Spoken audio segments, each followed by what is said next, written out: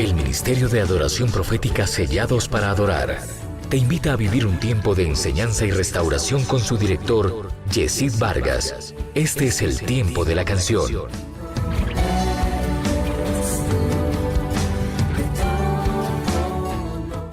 Cuando la oración la vemos como la manguera que me apaga el incendio, entonces corremos a la oración, porque si oro Dios me responde, eso es verdad. Pero la oración no solamente vamos a pedir, a la oración vamos para estar en comunión y en un tiempo con Dios. Ahora, no estoy diciendo de que usted ore 10 horas, 5 horas, 3 horas, sino que usted tenga un tiempo para hablar y estar a solas con el Señor. Entonces la oración es una necesidad. Yo necesito orar, usted necesita orar. La iglesia del Señor en este tiempo, hoy más que nunca, necesita orar.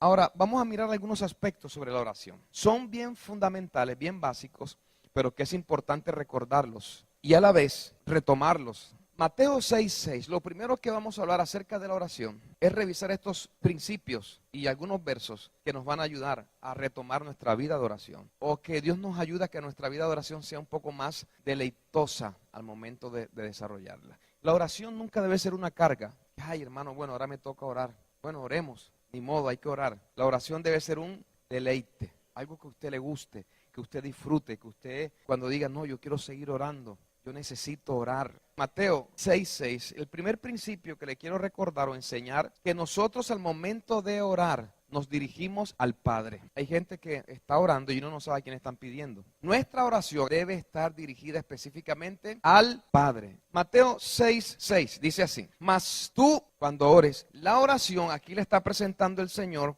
como una acción personal. No dice cuando oren por ti, sino cuando tú ores, cuando tengas una decisión personal de ir a Dios, de hablar con el Padre y de presentar tus peticiones al Padre, presenta algunas características de cómo nosotros lo debemos hacer. Miren, no podemos acostumbrarnos a que siempre alguien esté orando por nosotros. También usted necesita tener oración personal. Jesús dice entonces, más tú cuando ores, entra en tu aposento y cerrada la puerta. Esto representa intimidad, algo personal, privacidad, tiempo de quietud, tiempo de estar a solas con Dios.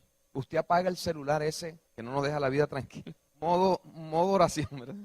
Y saca un tiempo para hablar con el Padre, saca un tiempo para hablar con Dios. Dice, cierra la puerta y dice, ora a tu Padre. Mire que ahí está con P mayúscula. No es el papá que ya murió. Hay gente que le pide a los que ya murieron. No es bíblico. Mas tú cuando ores, determina estar a solas con Dios. Pero cuando ores, dirige tu oración al Padre. Eso representa que usted va a orar con una actitud, con una identidad, con un pensamiento de hijo. Lo voy a repetir. Si Jesús dice, ora al Padre, entonces usted y yo debemos acercarnos como hijos. Y no solamente hijos, digna, hijos amados, que no es lo mismo ni es igual, somos hijos amados. Entonces dice, ora a tu Padre con una actitud de hijo, con un corazón de hijo. ¿Qué representa ser hijo al momento de yo acercarme a Dios?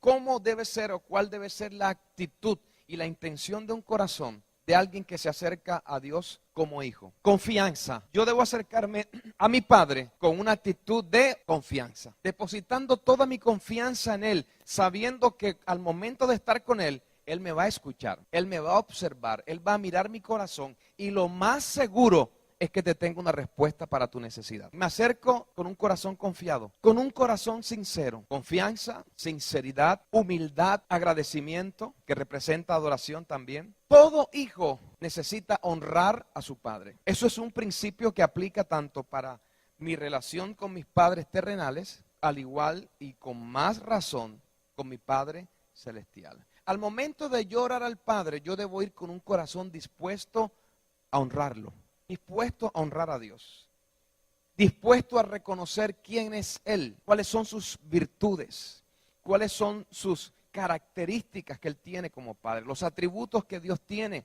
como Padre también. Todo hijo debe honrar, ese es un principio bíblico. Me debo acercar a Dios como confianza, sinceridad, humildad, agradecimiento y con un deseo de honrarlo. Eso me ayuda a que al momento que yo me acerco a mi Padre, de entrada no comienzo a pedirle, sino que comienzo a tener un tiempo de adorarle, de reconocerlo como Dios, de reconocerlo como un Dios bueno, como un Dios que sabe lo que está haciendo. Un Padre al cual yo no puedo discutirle sus decisiones, porque todo lo que Él hace al final me ayuda para bien. No entremos en la oración a cuestionar a Dios, ¿verdad? Dice, Señor, pero ¿y por qué? Y aunque Dios conoce el corazón, creo que deberíamos invertir más tiempo en honrarlo que cuestionarlo, porque al final saldremos perdiendo. Dios siempre tiene la razón. Por más que usted ponga argumentos y ponga piezas y mueva aquí, y mueva, al final Dios siempre tiene la razón. Entonces Jesús enseña, dice, honra a tu Padre que está en secreto. Eso representa todo lo que usted dijo.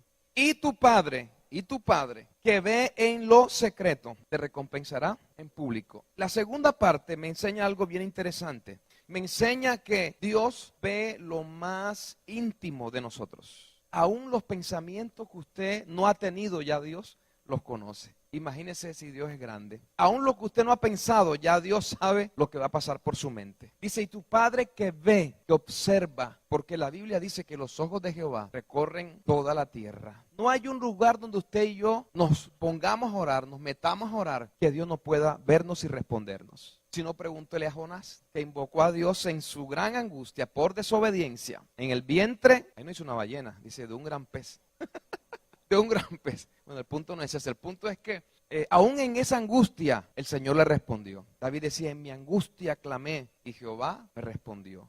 No hay un lugar. Por eso la oración, hermano, no depende de un lugar físico, sino de una actitud correcta. Usted puede orar en cualquier lugar, pero si ora, como lo compartimos al inicio, con humildad, con agradecimiento, con fe, el Señor seguramente te va a responder. Porque dice, y tu Padre que ve en lo secreto tendrá para ti un acto de recompensa. Todo acto de fe de un hijo de Dios tendrá de parte del Padre un acto de recompensa. Saber que si yo busco a Dios, como quiera, Él me va a recompensar. Y eso lo voy a probar. La Biblia dice que Dios es galardonador de aquellos que le buscan. David dijo, el buscar a Dios para mí es el bien, dice un salmo. Dios me ha hecho bien porque yo me he acercado a buscar su rostro. Entonces, buscar a Dios no solamente representa comunión, no solo representa dependencia, sino que el cielo tendrá para mí una gran recompensa. ¿Qué tipo de recompensa usted espera del cielo? ¿Qué espera usted? ¿Qué recompensa usted espera de Dios, del cielo? Una recompensa que nuestras generaciones sirvan, amen y conozcan a Dios. Eso es una gran recompensa del cielo. Un milagro es un regalo de Dios, es una recompensa del cielo. Ahora dice que Él es galardonador. ¿Qué es un galardón? Un premio. ¿Y los premios a quiénes se le dan? A alguien que ha luchado por algo, un atleta, a alguien que ha trabajado. La Biblia compara y dice que las bendiciones y la respuesta de Dios de alguna manera son como el que siembra una semilla y espera el momento oportuno para ver el fruto o el resultado. Un galardón es el resultado de varias cosas. Es el resultado de su fe. Es el resultado de su larga espera en el Señor. Es el resultado de la paciencia que usted ha tenido a las promesas del Señor. Por eso la Biblia dice, sed pacientes y orad. La oración va acompañada de una prima hermana que se llama la paciencia. Entonces Dios ha dicho que los que me buscan me encontrarán, que el que se acerca a mí me hallará y que Él es galardonador de aquellos que le buscan, de los que han perseverado en una promesa del cielo, de los que hoy están aquí creyendo que pase lo que pase, tu Padre te va a responder. Entonces lo primero es que yo debo orar dirigido específicamente ¿a quién? Al Padre. Evangelio según San Juan, capítulo número 14, verso número 13. Dice así, y todo lo que pidieres al Padre en mi nombre, lo haré. ¿Y quién está hablando aquí? Jesús. Y todo lo que le pidas al Padre en mi nombre,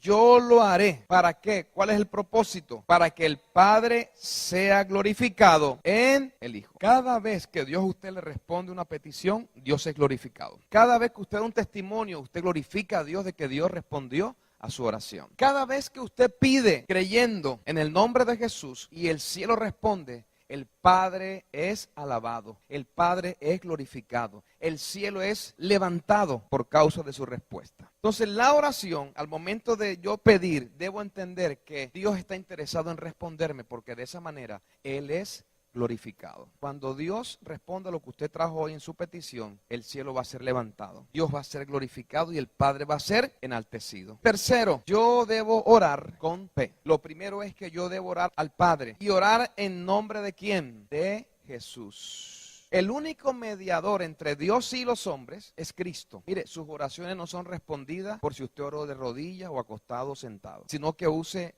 las llaves correctas para orar. Si oras al Padre en el nombre de Jesús, usted va en el camino correcto. En lo que acabamos de leer, el verso 14, mire lo que Jesús dice. Si algo pidieres en mi nombre, que dice Jesús, yo lo haré. Porque el Padre, el Hijo y el Espíritu son uno solo. ¿Qué función cumple Cristo en la oración a favor suyo? Intermediario, intercesor, abogado. Todo eso que usted sabe es lo que hace posible en la gracia de Dios que nuestras oraciones sean escuchadas. Las oraciones no son escuchadas por méritos humanos. No hay méritos humanos, terrenales, quiero decir, que nosotros hagamos para que mi oración sea escuchada. Si yo oro al Padre y yo oro en el nombre de Jesús, el Padre atiende su oración. ¿Cuál es la llave entonces? Jesús. Si usted no involucra al Hijo en su vida de oración, no hay respuestas. Y todo lo que pidieres al Padre en mi nombre, yo lo haré. Mire la promesa que el Señor te da hoy. Tú tienes una necesidad, acércate al Padre, pídele, pero usa mi nombre, usa mi mediación, usa la gracia, la sangre que te permite ahora ir delante del Padre. Y yo lo haré. Tercero, debemos orar con fe. Vaya conmigo a Marcos 11:24, por favor. El tercer elemento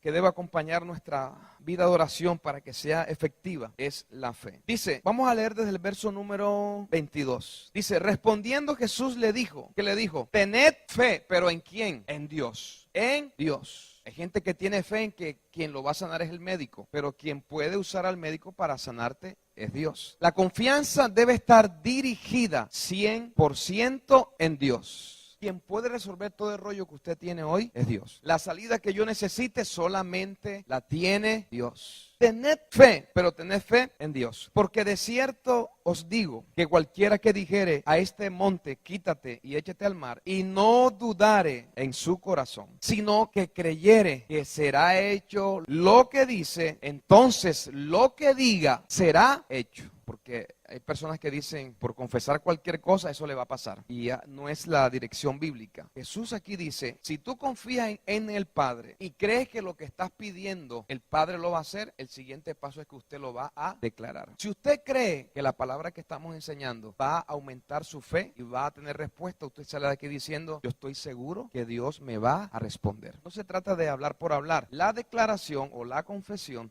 va acompañada de mi confianza 100% puesta en Dios. Tú dices, si lo que cree y cree lo que dice y confía en Dios, lo que dice será hecho. Ahora el verso 24, que es donde quiero ir, dice, por tanto yo les digo o reafirmo que todo lo que pidieres, pero lo pides ¿cómo? Orando. Entonces se da cuenta que la oración es una necesidad. Tú dices, tú quieres algo, pídelo, pero pídelo orando. Si yo quiero algo, digo, hermano Douglas, ore por mí para que Dios haga esto. Ok, la oración de dos tiene poder, pero aquí el Señor está diciendo también que tú y yo necesitamos orar a solas con el Padre. Dice, y todo lo que pidieres orando, lo siguiente que tenemos que hacer, ¿qué es? Creer. Y todo lo que pidieres orando, dice, cree que lo recibirás y esto vendrá. Pero ahora resulta que Jesús pone una demanda a esa promesa profética que usted acaba de alegrarse. Pero ahora el Señor dice, y así como tú confiesas y crees por algo que estás pidiendo, en esa misma oración que hiciste por algo que necesitas, verso 25, léalo conmigo, y cuando estés orando,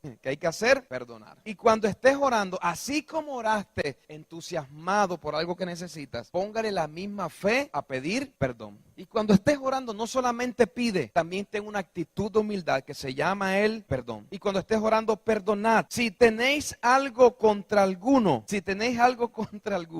o contra algunos, para que también vuestro Padre que está en los cielos os perdone a vosotros vuestras ofensas. Porque si vosotros no perdonáis, estoy en el verso 26, tampoco vuestro Padre que está en los cielos os perdonará vuestras ofensas. algunos aspectos en este texto. Uno, Jesús saca y muestra nuestra naturaleza humana en medio de la oración. Jesús está diciendo, ¿tú necesitas algo? Ok, yo puedo dártelo, pero también pongo una demanda en tu carácter al momento de orar. Y esa demanda se llama perdonar. Dice, si tú tienes algo contra alguien, suelta esa ofensa. Porque si tú no sueltas esa ofensa, estás teniendo una oración hipócrita. Porque quieres que Dios te dé algo, haga algo a favor tuyo, cuando no estás dispuesto a soltar algo que Dios pide que nosotros hagamos o soltemos. Dice, para que vuestro Padre te perdone tus ofensas, perdona a quien te ha ofendido. Y eso sí que es duro, hermano. Dígame, el que es fácil, ¿quién cree que es fácil perdonar? Soltar las ofensas. Lo que le quiero decir es que en la naturaleza humana nos cuesta perdonar, nos cuesta reconocer. Dios dice, óyeme, si tienes algo contra alguien, perdónalo. Y usted comienza, Señor, pero acuérdate que fue. Y usted le comienza a contar la historia al Señor, como si Dios no supiera la historia, ¿verdad? Saca la lista de quienes te han ofendido y el Espíritu Santo te dice, ahora yo te voy a mostrar la lista de a quien tú has ofendido. Le tengo noticia, usted todos los días ofende y todos los días somos ofendidos por algo, por alguien, en la calle, conduciendo, en la iglesia, en la casa. Eso es lo que está diciendo, es la ofensa forma parte de vivir en esta tierra, consciente o subconsciente o triconsciente, no importa. A veces usted hace algo y la persona se ofendió y usted no se dio cuenta, ¿verdad? Fue inconsciente, pero si usted descubre que usted ofendió, pida disculpas. Ahora, lo que Dios está diciendo para pasar al siguiente paso es que todos ofendemos. Lo que ocurre es que todos ofendemos de manera diferente. Entonces el Señor dice, yo te quiero dar lo que tú necesitas, pero también quiero desarrollar mi carácter en ti.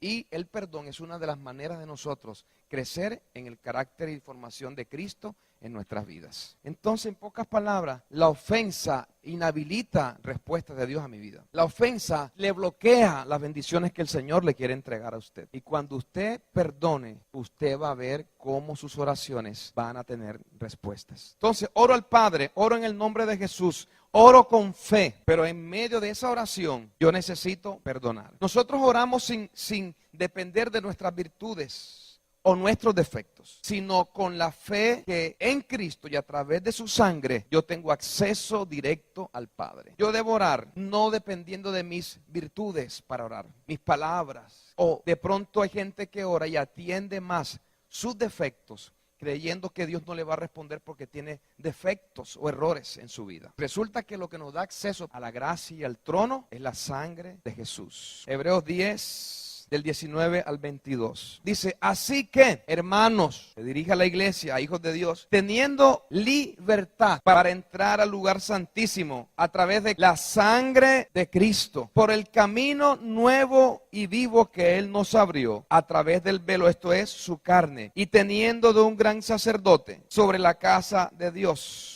¿Cuál es la garantía para acercarnos a Dios en su sangre? La garantía es que Él me dio acceso a través de Cristo. No es cuántos años tengo en el Evangelio, no es cuánta capacidad intelectual yo tengo, sino que su sangre ya me dio la posibilidad de ir al Padre. Dice entonces el verso 22, ¿qué debo hacer entonces? ¿O cómo debo hacerlo? Dice, acerquémonos con un corazón. ¿Dónde radica la intención o el secreto de la oración? En el corazón. No es que si usted, hay gente que enfoca la oración en la posición que la gente tiene. Yo sé que el doblar la rodilla es un acto de reconocimiento, humildad y todo. Pero y el que no se puede arrodillar. Si usted va en un bus y se arma algo, usted no se va a tirar de rodillas. No, hermano, permiso, chofer, pare un momentico, me voy a arrodillar. Usted en ese momento ora y Dios responde, ¿verdad? Llama al Padre, se acerca al trono, pero dice, acerquémonos con un corazón. Primero dice, un corazón que sincero, en plena certidumbre de fe. Dos elementos que debe tener su corazón al momento de acercarse a Dios, anótelo. Sinceridad y fe. Mire, a veces creemos que Dios no va a escuchar por nuestra palabrería. Oh, altísimo, excelentísimo, reverendísimo, eterno Dios. Mire estas oraciones, ¿verdad? Y cuando yo entiendo que ser sincero es expresar lo que hay en el corazón. Por eso, en lo anterior Jesús decía, yo conozco tu corazón y sé que hay algo ahí. Suelta la ofensa, que yo te quiero bendecir. Y termino diciendo que nosotros debemos orar al Padre con humildad. En el segundo libro de Crónicas, en el capítulo número 7 y en el verso número 14. Dice así, si se humillare mi pueblo, sobre el cual mi nombre es invocado, y oraren, y buscaren mi rostro, y se convirtieren de sus malos caminos, entonces, dice Dios, yo oiré desde los cielos. Haré dos cosas. Primero, perdonaré sus y sanaré la tierra. La humillación, mis amados, tiene que ver con reconocer la grandeza de Dios y nuestra condición humana, débil y pecadora. Se lo voy a repetir. La humillación es reconocer quién y cuán grande es Dios, pero también reconocer que yo realmente necesito a Dios. Por eso dice aquí, si se humillare mi pueblo, sobre el cual mi nombre es invocado, y ellos oran y buscan mi rostro, y además dice ahí, y se convirtieren de sus malos caminos. Eso en pocas palabras se llama arrepentirse. Si ellos se arrepienten de la vida que están trayendo, vienen con sinceridad a mí, me dicen, Señor, ¿sabes qué? Lo hice mal, Señor, me equivoqué, tomé la decisión incorrecta, dije lo que no debí decir. Pero hoy vengo a ti humillado, reconociendo que tú eres mi Padre y que todo pecado que yo confiese y toda falta que yo confiese, tú eres fiel y justo para perdonarme. Dios dice, cuando un hijo mío ora y él se humilla y él reconoce, yo hago dos cosas. Primero, lo perdono. Y luego dice, y sanaré su tierra. Significa la intervención de lo divino en lo humano. Significa la intervención de lo sobrenatural en lo natural. La oración, mis amados, manifiesta lo extraordinario de Dios en nuestras vidas. Porque para nuestro Dios no hay nada imposible. Él puede sanar desde una mente, desde un alma y un cuerpo enfermo. Él puede sanar toda una nación y restaurar la nación. Él cambia el corazón más entenebrecido, el corazón más duro y perverso, el Señor lo transforma. La pregunta es, ¿qué va a hacer usted y qué voy a hacer yo con la oración? ¿Cómo la voy a usar? ¿Qué voy a hacer yo con ese regalo que Dios me dio?